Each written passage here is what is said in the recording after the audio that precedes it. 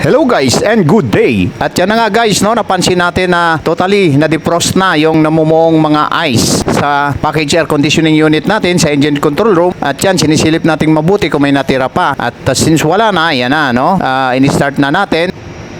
Pakinggan nyo guys kung ano yung maririnig nyo.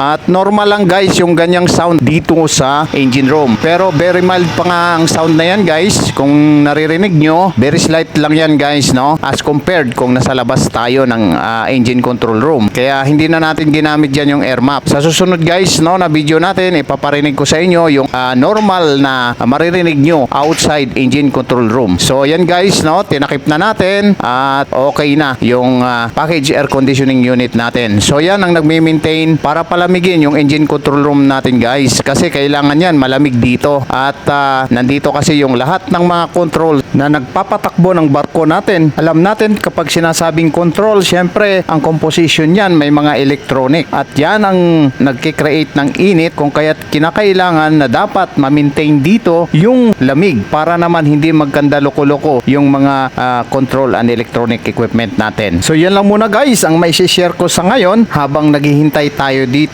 naka-standby sa engine room.